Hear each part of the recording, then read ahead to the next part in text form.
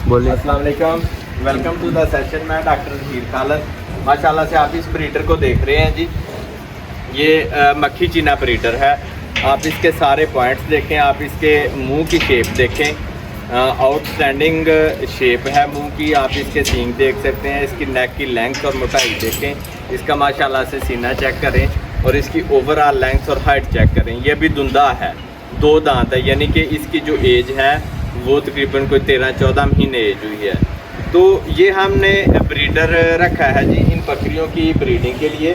तो आज का व्लॉग इसी चीज़ पे है कि बकरियों में जो ब्रीडिंग है और ब्रीड इम्प्रूवमेंट है वो बड़ी फास्ट है।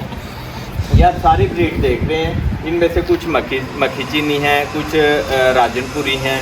तो बेसिकली ये सारी बीतल ब्रीड है, देसी बकरियां हैं। तो इनमें कुछ अभी छोटी पट्टे हैं और कुछ बड़ी बकरियां हैं।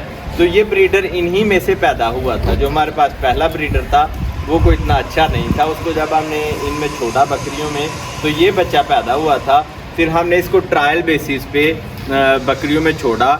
जब ये 8-9 महीने का था, इससे कुछ बकरियां क्रॉस करवाई। अभी जब इसके बच्चे आए तो बच्चे देख के पता चला कि ये अपनी खूबियां आगे बच्चों में शिफ्ट कर रहा है। जो अच्छे ब्रीडर की खूबियां होनी चाहिए, जो बीतल ब्रीड की खूबियां हैं वो बच्चों में शिफ्ट कर रहा है। सो हमने इसे रोक लिया कि ये ब्रीडर का काम करेगा। तो अब हम ब्रीडिंग करवाएंगे अपनी बकरियों की इस ब्रीडर से, और जब इससे बकरियाँ क्रॉस होंगी तो आगे कोई ना कोई ब्रीडर ऐसा पैदा होगा कि जो इससे भी बेहतर होगा।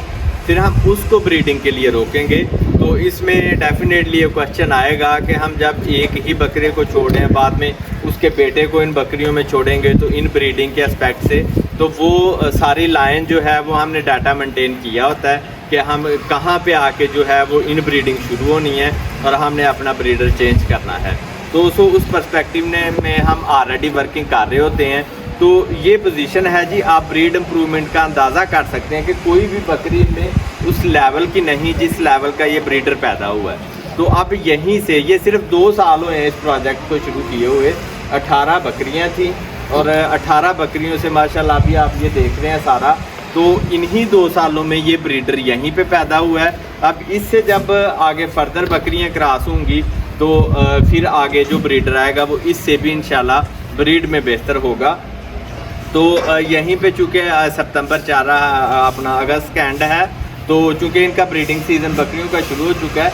ये बकरी आप देख सकते हैं, ये देखें, ये खुद ही हीट में आई हुई है इस वक्त। आप इस बकरी को देख सकते हैं, ये साइंस दे रही है हीट के। अगर आप दिखा सकें, अभी इसने अपने कमर जो है उसको बेंड किया है और साथ ही इसने डिस्चार्ज किया है, म्यूकस का डिस्चार्ज किया है इसने, जो कि क्लियर कट इस बात को इंडिकेट कर रहा है कि ब्रीडिंग सीज़न शुरू हो चुका है और बकरियां हीट में आना शुरू हो चुकी हैं।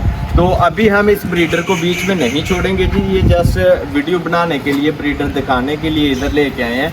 ये अभी हमने बांधा हुआ है, इसको हम बकरियों के बीच में छोड़ेंगे 20 सितंबर को। तब तक हम सारी बकरियों की फ्लशिंग कर रहे हैं। 20 सितंबर को हम इसको बीच में छोड़ेंगे और फिर इंशाल्लाह सारी बकरियां इससे क्रॉस होंगी। इसको थोड़ा सा घुमाएं बकरियों के बीच में। आप देख सकते हैं कि ये ब्रीडिंग सीज़न है और बकरियां सारियां इंटरेस्टेड हैं ब्रीडर में। ब्रीडर के आते ही सारी बकरियां उसको स्मेल कर रही हैं, उसके साथ उसके करीब आ रही हैं। तो ये इंडिकेशन है। इसमें फर्दर हमारे कुछ एस्पेक्ट्स होंगे ब्रीडिंग सीज़न में। मेरे दूसरे ब्लॉग हैं फ्लशिंग के ऊपर, फ्लशिंग कैसे करवानी है, बच्चों की रेशो कैसे बढ़ानी है। तो ये सारी चीज़ें हैं जी। तो ये ब्रीड इम्प्रूवमेंट में बेसिकली ब्लॉग था कि कैसे कितनी स्पीड से बकरियों की नस्ल को बेहतर किया जा सकता है।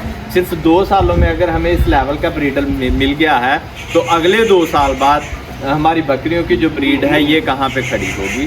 तो ब्रीड इम्प्रूवमेंट बकरियों में फास्ट है, इसलिए बकरियों में ब्रीडर का जो सिलेक्शन है वो बड़ी तवज्जो के साथ करें और आइडियल ब्रीडर को सिलेक्ट करें।